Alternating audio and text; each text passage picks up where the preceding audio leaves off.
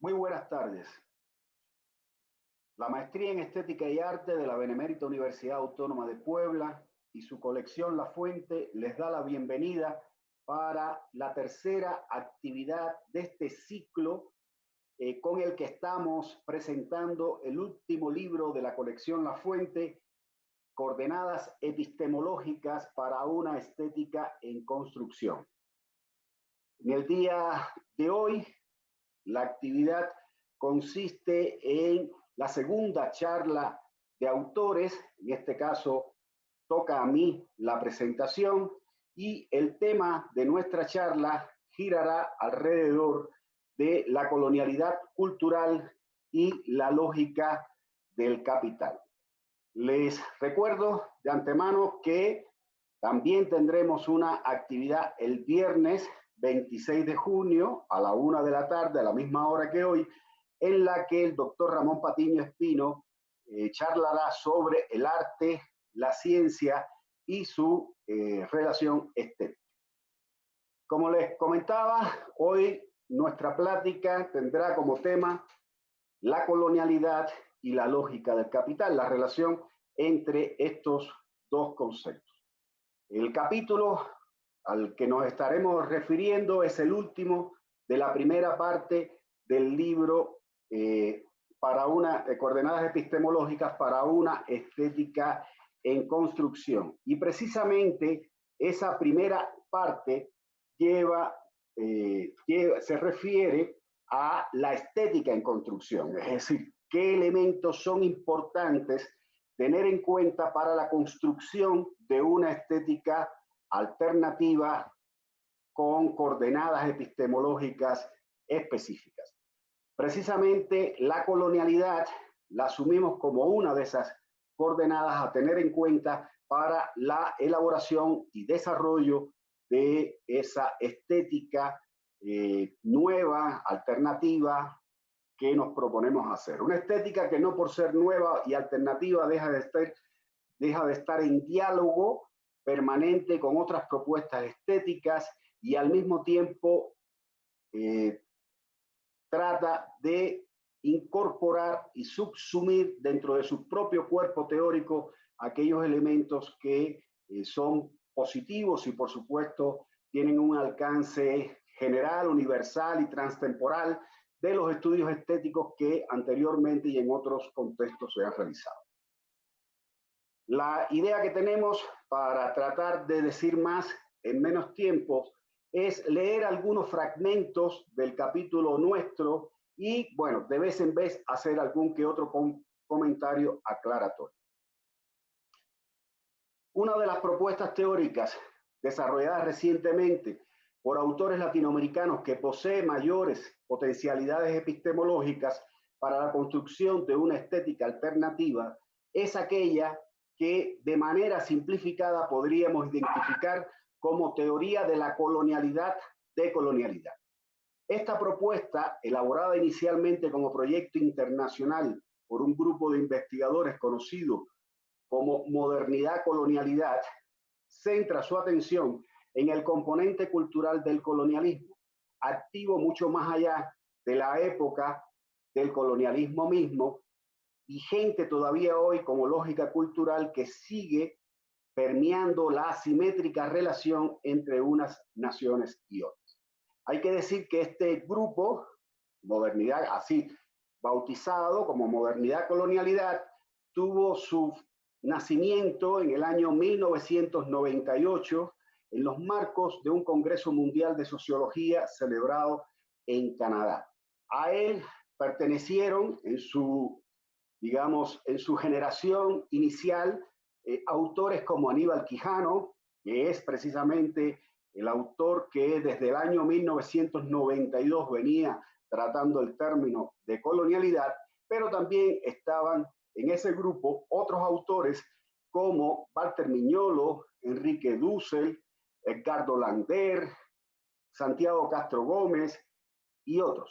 Es un grupo de alrededor de unos entre 8 y 12 personas que estuvieron trabajando durante una etapa, la etapa que va desde 1998 más o menos hasta 2010 o 2012, fundamentalmente ellos echando las raíces de lo que es esta propuesta teórica.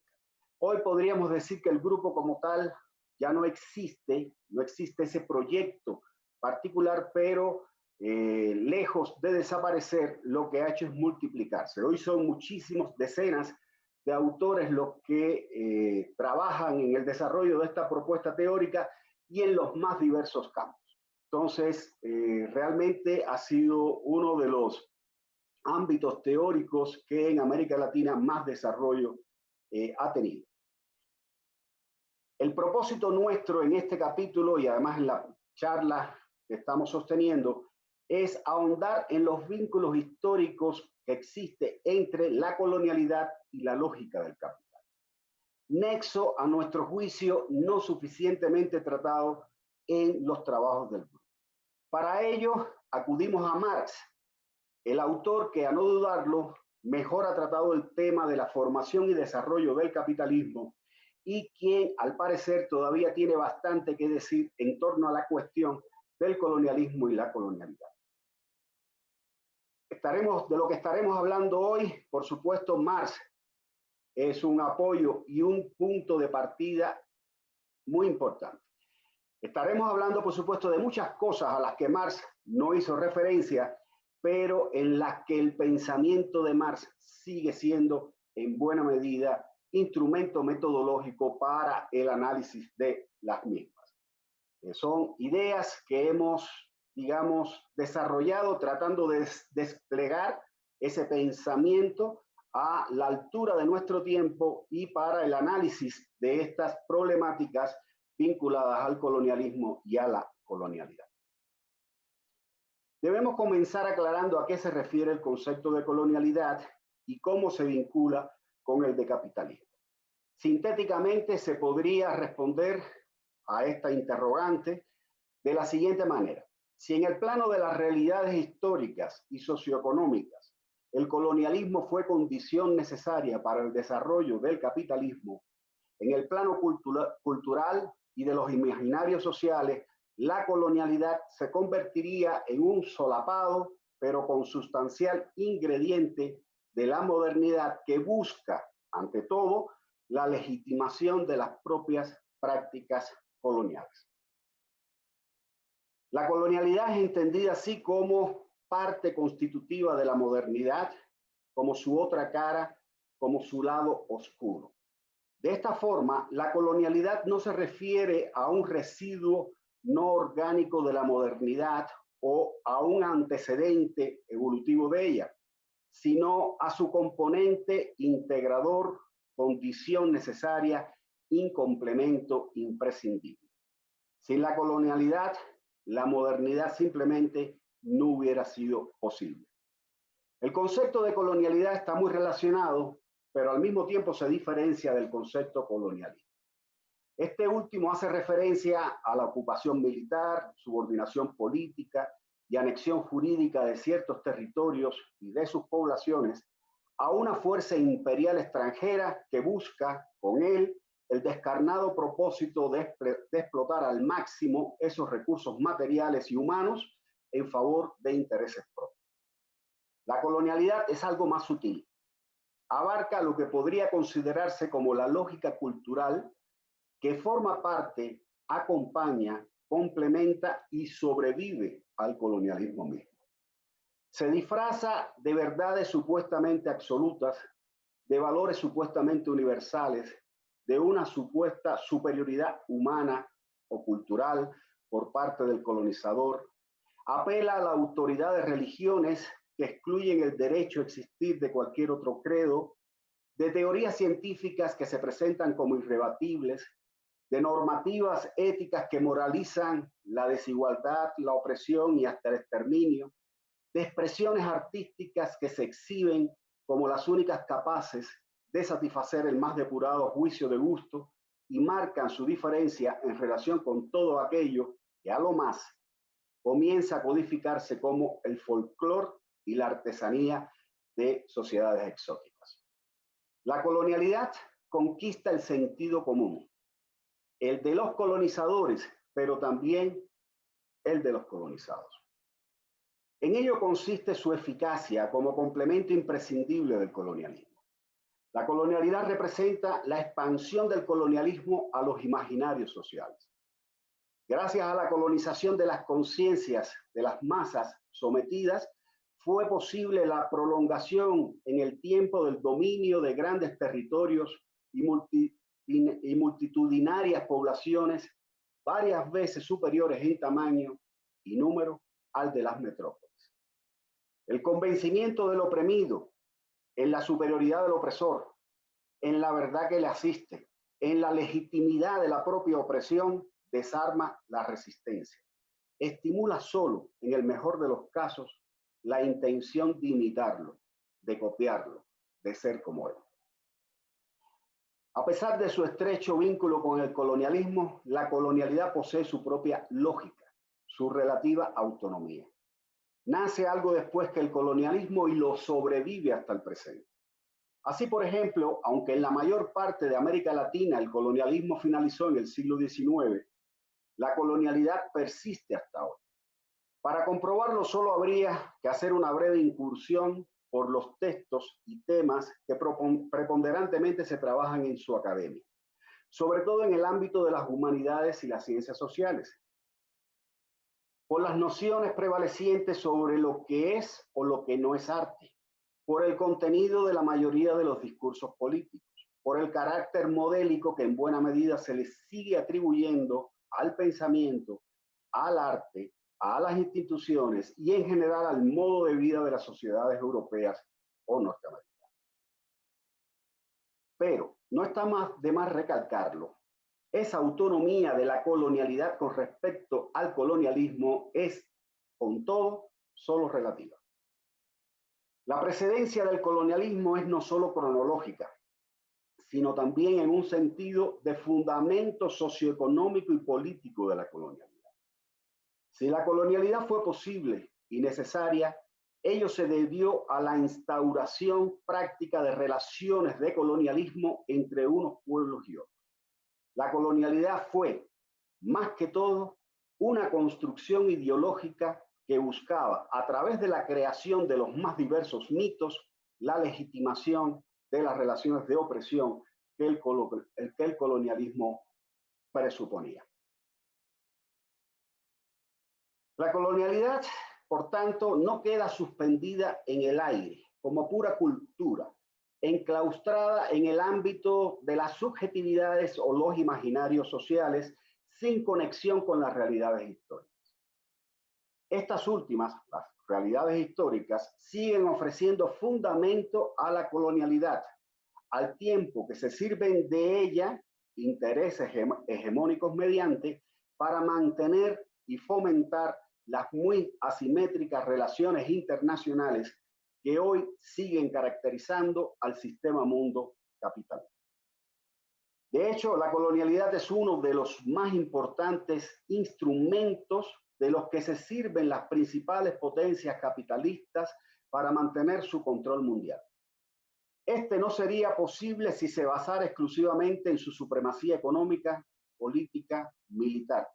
La cultura, los imaginarios sociales, así como los medios e instituciones que tienen a su cargo la producción y reproducción cultural de esos imaginarios, han pasado a ser el primordial escenario donde el poder imperialista en el mundo se juega su destino.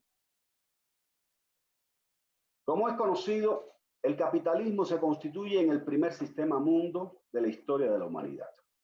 Esa idea del sistema mundo se la debemos a Immanuel Wallenstein, que realmente hace un estudio muy pormenorizado de por qué debemos hablar a partir del capitalismo precisamente de un sistema mundial. Teniendo sus raíces en Europa, se desarrolla el capitalismo bajo la lógica preponderante del capital.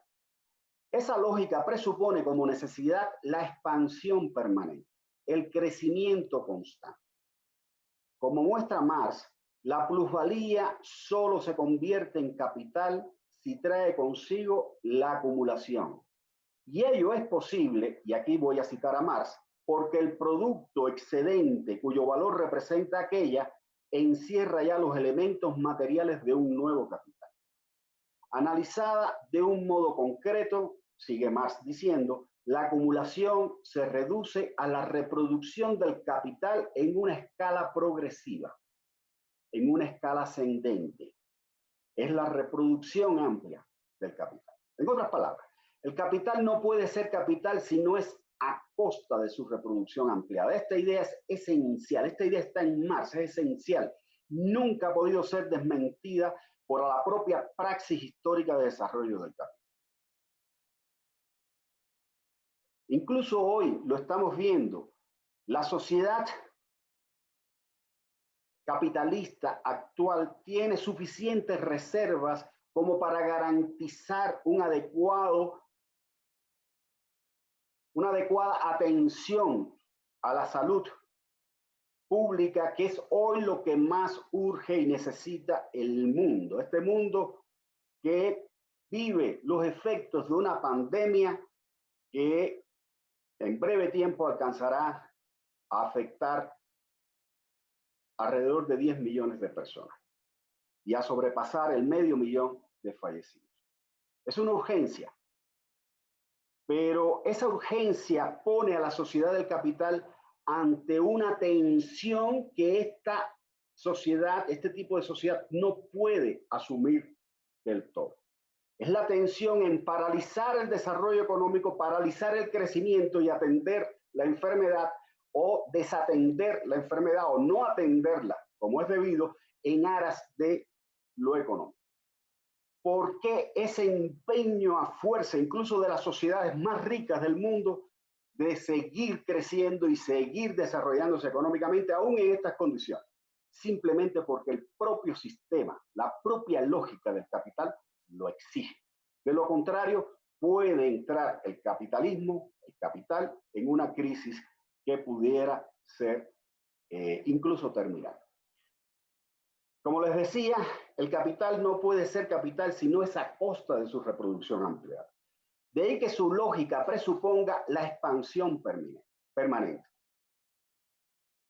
Hay un pasaje en donde Marx todavía es más diáfano en esta afirmación. Decía Marx, el desarrollo de la producción capitalista convierte en ley la necesidad del incremento constante del capital. Convierte en ley el incremento constante del capital. Al capitalista le obliga a expandir constantemente su capital para conservarlo y no tiene más medio de expandirlo que la acumulación progresiva, es decir, que la reproducción ampliada. Ese es Marx. Esa expansión precisa primero de ser preponderantemente extensiva para después ser también intensiva, sin que lo extensivo deje nunca de estar presente como premisa. Aclaremos que llamamos aquí extensiva a la expansión acumulativa que busca incluir en la lógica del capital a ámbitos, poblaciones y territorios que previamente no estaban sometidos a ello. En un proceso que tiene como propósito su capitalización. Por otra parte, la expansión intensiva se refiere al incremento de la acumulación basado en la lógica de la reproducción ampliada del propio capital. La razón de la primacía cronológica de lo extensivo con relación a lo intensivo está en la necesidad de una acumulación originaria, sin la cual no sería posible la salida del círculo cerrado de la reproducción simple del capital, que por la misma razón no sería todavía capital en el sentido estricto de la palabra. ¿Cómo nos lo dice Marx? ¿Cómo nos dice Marx esto que acabo de yo señalar? Cito a Marx. La acumulación del capital presupone la plusvalía. La plusvalía, la producción capitalista. Y esta, la existencia en manos de los productores de mercancías de grandes masas de capital y fuerza de trabajo. Todo este proceso parece moverse dentro de un círculo vicioso del que solo podremos salir cuando damos por supuesta una acumulación originaria anterior a la acumulación capitalista. Una acumulación originaria anterior a la acumulación capitalista. Una acumulación, continúa Marx, que no es resultado, sino punto de partida del régimen capitalista de producción. Fin de la cita. La tendencia extensiva, aseguradora de la acumulación originaria, seguiría un doble curso. Uno, hacia el interior de Europa, mediante un proceso basado fundamentalmente en la expropiación de la tierra a la población rural y en la proletarización de siervos y campesinos. Y el otro curso, que es el que aquí más nos interesa, habría de caracterizar la expansión geográfica, comprendiendo áreas cada vez mayores hasta abarcar todo el planeta y todos los componentes humanos en ella existentes. Y ello tuvo lugar precisamente a partir de la colonización de América. No es nada casual que el propio Marx sitúe en el siglo XVI el inicio de la era capitalista, que identifique como los dos primeros centros de la acumulación originaria del capital a España y a Portugal, y que vincule al oro y a la plata de América con la primera fuente externa de la acumulación originaria del capital en Europa. El colonialismo y la colonialidad han sido históricamente derivaciones de la lógica del capital, partes de esa lógica y en buena medida premisas suyas. Si al interior de Europa fue posible un proceso de capitalización, este se debió no únicamente a la expansión extensiva del capital en su propio seno, sino también y sobre todo a su expansión internacional, promoviendo de esa manera un proceso de capitalización mundial. Sin embargo, estos dos procesos de expansión extensiva del capital, el que ocurre dentro de Europa y el que tiene lugar fuera de ella, si bien íntimamente vinculados entre sí, tenían signos relativamente opuestos en lo atinente a los mecanismos de explotación y dominio de cuyos resultados se surtiría la acumulación originaria del capital. Signos opuestos. Paradójicamente, el capitalismo necesitaba para su desarrollo en Europa formas de dominio internacional que allí, en Europa, habían estado asociados a modos precapitalistas de explotación, en particular el esclavismo y la servidumbre. Es decir, para el desarrollo del capitalismo en Europa se necesitaba esclavismo y servidumbre fuera de Europa. Para avanzar adentro tenía que retroceder, socialmente hablando, afuera. El capitalismo surge con América, es cierto, pero llega a ser posible cuando usufructúa el resultado de formas de explotación en el Nuevo Mundo que por sí mismas ya no son en Europa esencialmente capitalistas. Dice Marx, que también se refiere a esto, las colonias brindaban a las nuevas manufacturas que brotaban por todas partes mercados para sus productos y una acumulación de capital intensificada gracias al régimen de monopolio. El botín conquistado fuera de Europa mediante el saqueo descarado, la esclavitud y la matanza refluía en la metrópoli para convertirse aquí en capital. Y concluye Marx poco más adelante. En general, la esclavitud encubierta de los obreros asalariados en Europa exigía como pedestal la esclavitud sin disimulos en el Nuevo Mundo. La única base natural y espontánea de la riqueza colonial, concluye Marx, es la esclavitud. Es decir, que la esclavitud en América no estaba disociada ni separada del desarrollo del capitalismo en Europa. Este asimétrico destino que desde sus inicios impuso el despliegue de la lógica del capital dentro y fuera de Europa llevó a la larga a que la acumulación intensiva y su reproducción ampliada se concentrara ante todo en suelo europeo, mientras que en el resto del mundo continuó durante mucho tiempo solamente la acumulación extensiva, es decir, el desarrollo extensivo del capitalismo. La lógica dominante del capital exigía, y todavía hoy exige, como parte y contraparte suya, una lógica derivada, la lógica colonial. De ahí que las relaciones coloniales no sean asuntos solo del pasado, ni que puedan asumirse en los marcos de un sistema mundo capitalista como algo que pudo haber sido de otro modo sustancialmente distinto a como ha sido. Claro que esa lógica cambia sus métodos e instrumentos con el tiempo. En ese sentido, no puede no verse la diferencia entre el modo en que se expoliaba las colonias en la época en que éstas fueron tales y la forma en que después se hizo cuando dejaron formalmente de ser. Los métodos coercitivos propios de la política colonial clásica fueron sustituidos en su momento por mecanismos económicos, pero en ambos casos el resultado era cercano: la transferencia de valor producto de trabajo no retribuido a los centros hegemónicos del capitalismo mundial. Sobre esto trabajó e hizo aportaciones muy importantes la teoría de la dependencia, específicamente un autor como Rui Mauro Marini y su excelente texto Dialéctica de la Dependencia. Lo que hace capitalista al sistema mundo generado por el colonialismo es, en primer término, la relación capital-trabajo que tiene su asiento en Europa, tiene su asiento original en Europa. Pero con ello todas las demás formas de explotación, incluso el esclavismo o el servilismo, pasan a ser también capitalistas en la medida en que se constituyen en ingredientes indispensables del sistema. Todo ha de redundar en última instancia en un incremento de la acumulación capitalista y en un crecimiento de la reproducción ampliada del capital, aunque sus fuentes nutricias externas no acumulen y no crezcan, o lo hagan en grado significativamente menor.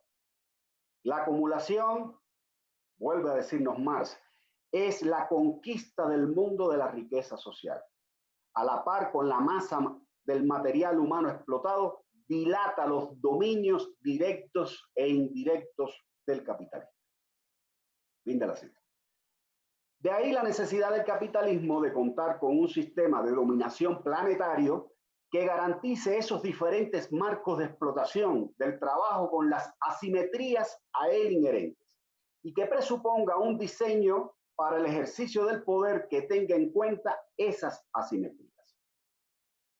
Todas las formas de dominio, las nuevas y las que venían desde antes, se adaptan a las exigencias del capital y quedan así vinculadas en un sistema de dominación múltiple o patrón del poder global. Esa expresión, patrón del poder global, se la debemos a Aníbal Quijano al tratar de explicar los orígenes de la colonialidad. Aún así, y para que así sea, el nuevo poder capitalista mundial no habría de limitar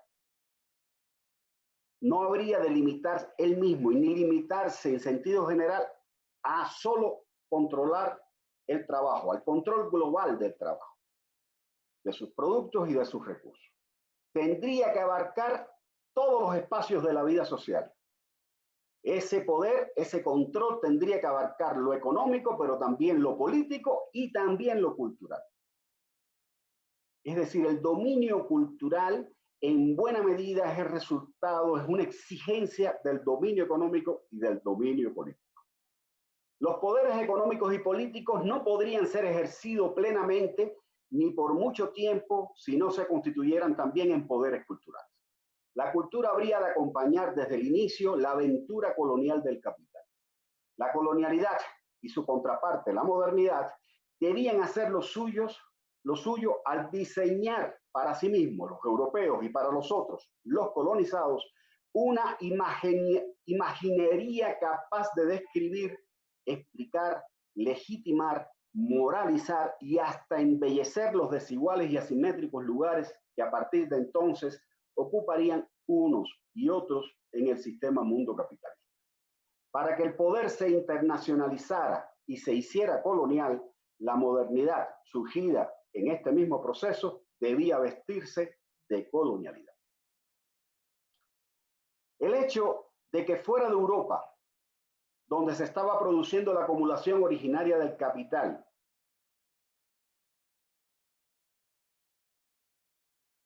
o fuera uno de los ámbitos donde se estaba produciendo la acumulación originaria de capital, y que para ello requiriera con las asimetrías ya señaladas, la contribución de las colonias, provocó que aquella región del mundo, Europa, se constituyera en el centro del proceso de capitalización global. La centralidad de Europa no es un mero invento discursivo, es un hecho histórico. Con la incorporación posterior de otras naciones no ubicadas geográficamente en Europa, pero que bien podrían considerarse, al decir de Noam Chomsky, como países europeos honorarios, esa centralidad se ha mantenido hasta hoy, si no en el sentido de la acumulación originaria, sí como receptora de los principales dividendos de una intensificada reproducción ampliada del capital, todo lo cual se ha hecho acompañar de un protagonismo político a todas luces evidente. Los conceptos centro y periferia, introducidos por Raúl Prebisch y posteriormente utilizados en la teoría de la dependencia, reflejaban con justeza el modo real de correlacionarse Europa con el resto del planeta en los marcos del sistema mundial capitalista. La centralidad de Europa ha sido mucho más que un invento ideológico. Es una relación fáctica real, una construcción sociohistórica. Esto es importante entenderlo, asumirlo y aceptarlo, porque presupone que para superar esa centralidad no basta con cambiar conceptos y discursos. Es aún más importante cambiar las propias realidades y relaciones sociales. La centralidad socioeconómica y política se complementa necesariamente con una centralidad cultural. En otras palabras, la relación centro-periferia se constituye primero como ser, como conjunto de relaciones sociales del que forman parte las relaciones económicas y políticas. Y simultáneamente y derivado de ello como conciencia, como subjetividad, como cultura, como saber y como valor. Y en este último plano de análisis es en el que cabe hablar de eurocentrismo, construcción discursiva con sus múltiples expresiones institucionales que busca llevar la centralidad de Europa a todo ámbito, a todo tiempo, a todo lugar, que tiende a naturalizarla, cuando no a divinizarla, y en todo caso siempre a legitimar. El eurocentrismo extiende el protagonismo europeo occidental hasta lo absoluto y lo convierte más que en una centralidad, en una totalidad ontológica, epistemológica y axiológica. Mediante el eurocentrismo, una minoritaria parte del planeta y de la humanidad se asume ya no solo como centro del proceso de universalización histórica y del sistema mundo capitalista, sino también como presunta dueña de todo valor, de todo conocimiento, de todo lo humano. Y en la medida en que el eurocentrismo se apodera de la subjetividad y de las instituciones políticas, académicas o culturales de las regiones no europeas o no occidentales, se convierte en una de las más eficaces herramientas de la colonialidad. El enfrentamiento al eurocentrismo presupone la puesta en cuestión de sus supuestos valores universales, la crítica a una universalidad impuesta, la construcción alternativa de una cultura, incluida una estética, que reconozca como suyo un lugar de enunciación diferente y que utilice como coordenada propia la que Boaventura de Sosa Santos ha calificado como epistemologías del sol. Bien, bueno, estas son las ideas que queríamos compartir con ustedes. Son ideas que aparecen con un despliegue mayor en el texto de Marra, es decir, en el capítulo que se dedica a eso dentro de nuestro libro, y pues es un poco lo que teníamos nosotros que comentarles en el día de hoy. Nos queda, creo que no tenemos, no sé si habrá por ahí alguna pregunta o algún comentario de la gente que nos está siguiendo, pero si no es así, nos queda entonces todavía una actividad más.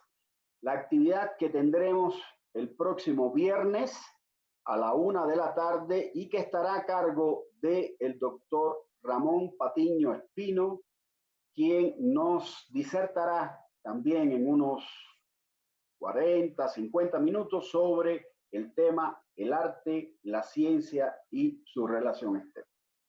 Esperamos que este tema que hemos tratado hoy también sea de su interés, igual que los otros que hemos visto antes y el que veremos después, y que sea una invitación a que lean el libro, lo adquieran, lo consulten y al mismo tiempo nos den sus opiniones sobre el mismo.